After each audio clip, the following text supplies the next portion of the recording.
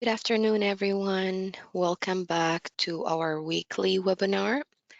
This is Ala Bierman, a health educator at Beaver Health Education Department, and today's topic is emotional wellness.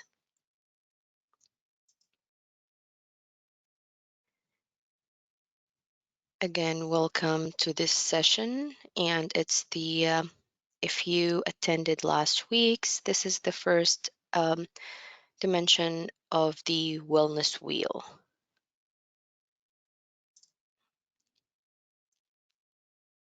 So let me start by asking everyone, how do you feel today?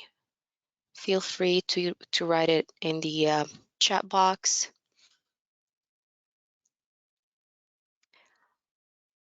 All right, let's go ahead and go to the next slide. So what is the emotional wellness? The definition of emotional wellness is coping effectively with life and creating satisfying relationships. With that being said, emotional wellness includes your thoughts, emotions, and ability to deal with life's challenges.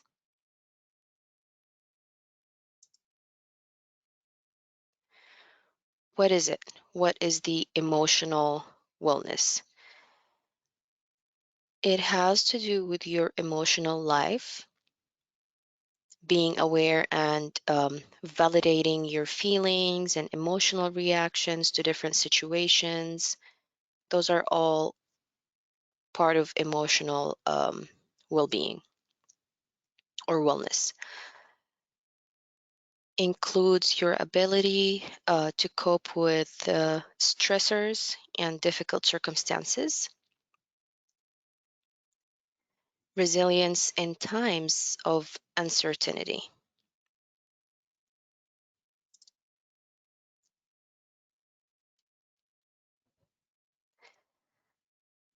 How your well-being can be impacted. So with the current situation that can be uncertain at times, feeling fearful or experiencing a sense of loss of your previous routine and plans um, is expected. So this is one way of how your well-being can be impacted. Another way is watching the news constantly will not help to decrease the uncertainty. But it's also important to strike a balance. A balance of what? A balance between staying informed but not very obsessed over the media. So find that balance for your um, well-being to be not impacted.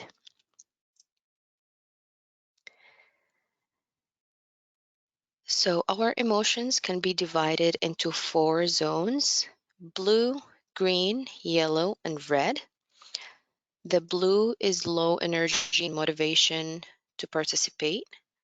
The green is attentive and feeling positive overall. The yellow is uncomfortable and need to focus. Lastly is the red, which is full of negative emotions and may react harshly. So these are examples of emotions per zone. So for the blue zone, sad, tired, sick, bored, feeling slow, feeling down. For the green zone, calm, happy, and focused, feeling okay, in control. For the yellow zone, excited, anxious, nervous, frustrated, confused. And for the red zone, angry, scared, panic, I want to yell, I'm not in control.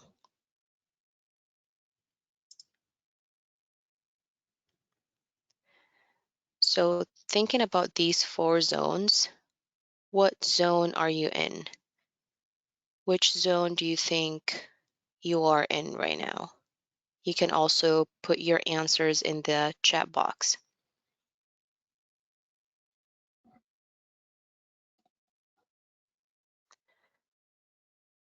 For myself, I would say that I am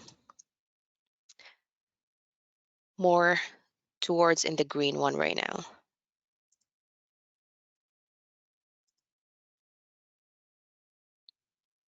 All right. So we always try to stay or go back to the green zone and avoid the red zone. The green zone where you're calm, happy, the red zone where you're angry and stressed. And here are some acts of self compassion we can do to achieve that. Practice conscious breathing, move your body, which physical activity or something. Practice meditation will help you release that stress.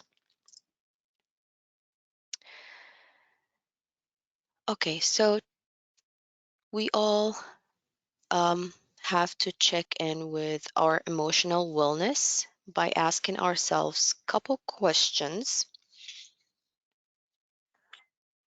Some of these questions are: do you stress as something you can learn from or something to avoid? Are you aware of your bodily sensations, emotions, and behaviors when you are stressed?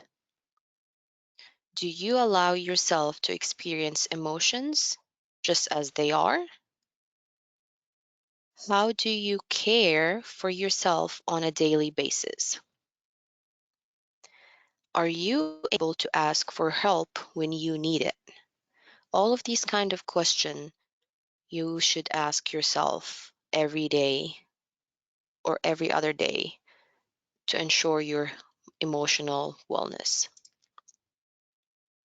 Let's watch this video. It's about emotional wellness, and then we will come back to finish our slides. Here are some suggestions.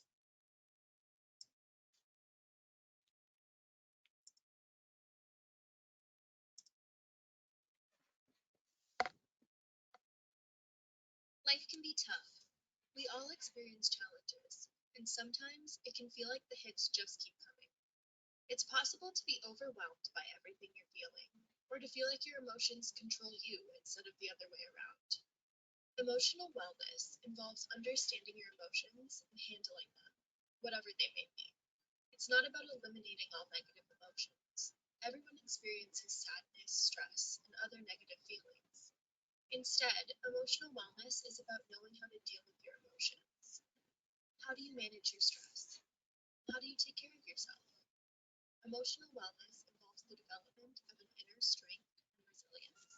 Emotional wellness is also about learning and growing from your experiences. Whether you are experiencing a challenge or something you're excited and happy about, there are always things that you can take away from the experience that can help you grow as a person. So, how can you build emotional wellness? There are many things you could do, but here are some suggestions. Spend time doing the things that you enjoy. You could pick up a new hobby or restart an old one. Set weekly goals for yourself. Make sure the goals are realistic and achievable. Help others. It feels good when others do kind things for you, but it also feels good to do things for others. Try something new. You can try a new food, activity, or experience to get out of your comfort zone. Give up a bad habit. Use your creativity. Create something beautiful or helpful to give as a gift to someone you love. Be kind to yourself. Write a list of your positive attributes to remind yourself how strong you can be during difficult times. Reach out for support, whether you speak with a psychologist, a counselor, an elder, or someone else. It can be helpful to talk to someone. Practice meditation. Meditation can help you focus on the present moment. Create a vision board. Having a visual depiction of what you want and how you want to feel helps you focus on it, which in turn can help you to achieve it. Try a few of these suggestions to build your emotional wellness.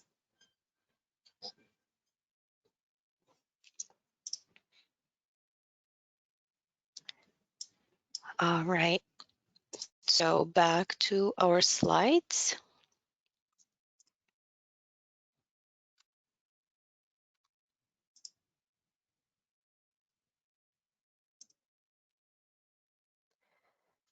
Signs of emotional wellness. Having the ability to talk with um, someone about your emotional concerns and to share your feelings with others. Saying no when you need to without feeling guilty.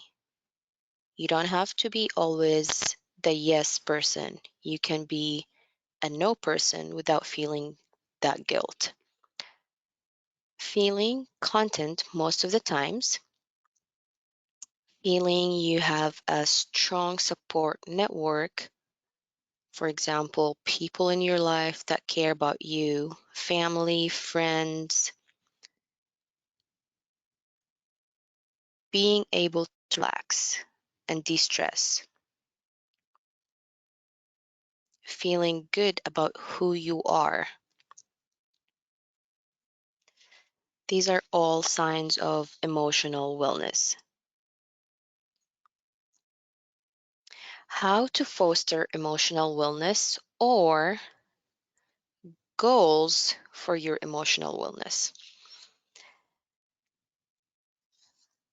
So, become more aware of your feelings and accept them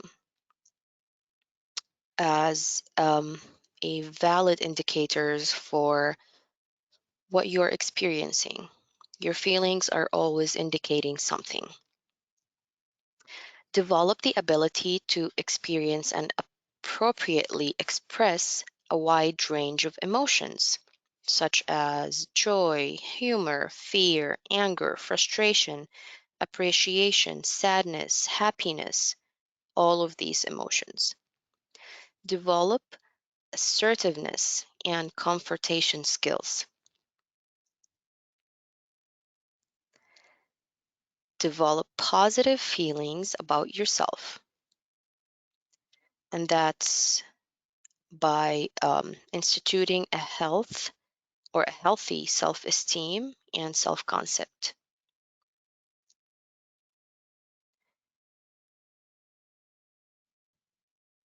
Develop confidence in your abilities.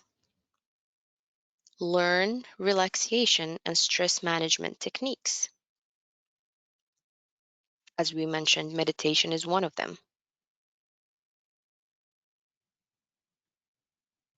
Cultivate an awareness of your thoughts and feelings through mind-body tools and programs.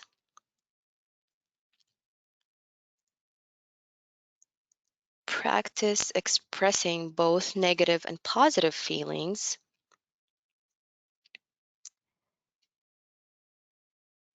Take responsibility for and learn from your decisions without self-critical thoughts.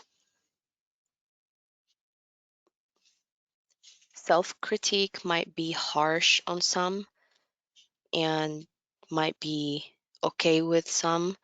So just be nice to yourself, be kind. Take responsibility of your decisions without critiquing yourself. Find resources. So some communities has different resources for wellness, for emotional wellness, such as counseling services, mental health screening, mindfulness programs, breathing programs, meditation, um, yoga classes. You should be able to find all of these resources within your community, and you should have access to all of them.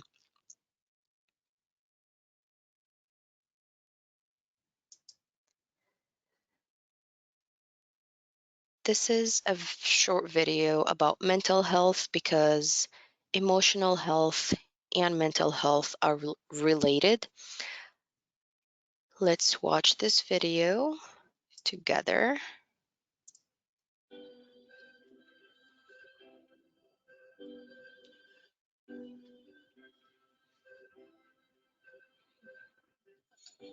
You can't tell how someone feels just by looking at them or what they share online.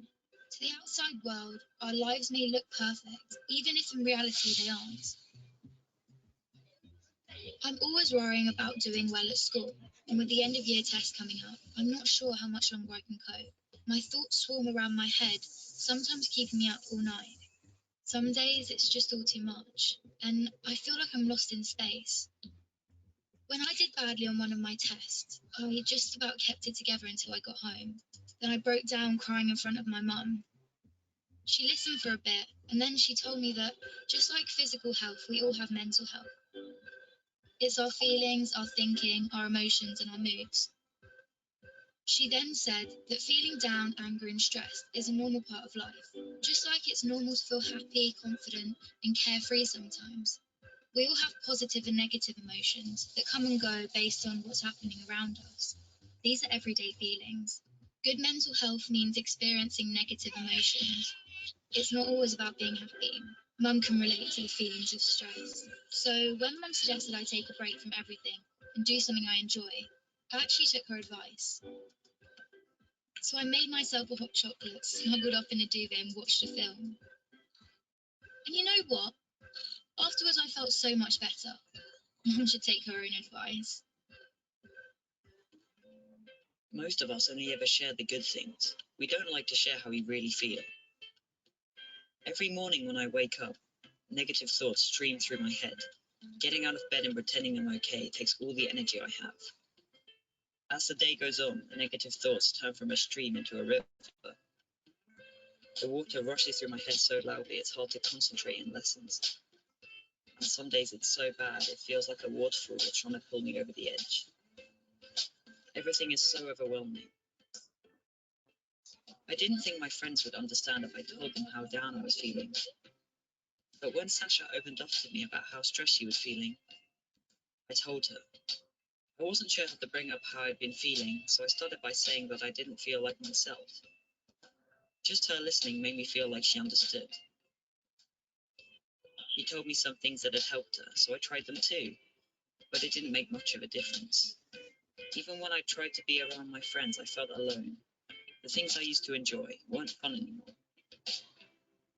I was really worried about Andre and not sure what to do. He was quiet and wasn't hanging out with us like he used to. So I asked our head of year for some advice.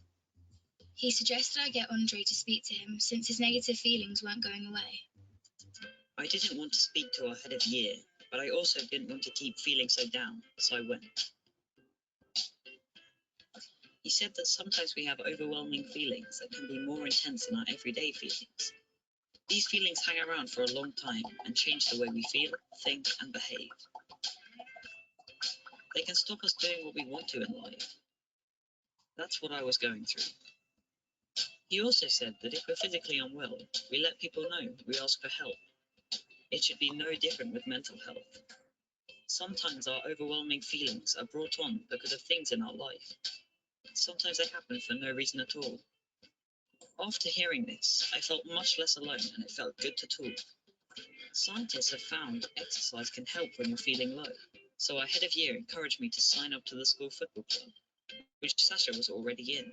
I still have days when the river is there, but now I'm beginning to understand my mental health. I'm learning how to cope. Our head of year reminded me that my friends, family, teachers, and lots of others at school are there to help just as much as he is. I had no idea the people around me could be so understanding. And while it's not always easy to talk about my mental health, the person I'm talking to might be able to help. If you don't feel like talking, that's fine. You could try writing, sports, reading, art, music, playing with your pet, whatever makes you feel better. If you're the person someone talks to when they're struggling, just listen with no pressure or judgment. You don't have to have the answer. If you feel unsure about anything, you can speak to a trusted adult.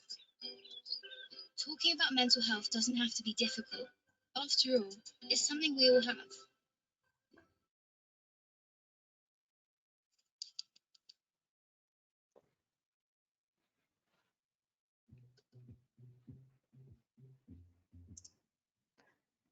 And that was a short, good video reminding us about how important our emotional and mental health and well-being.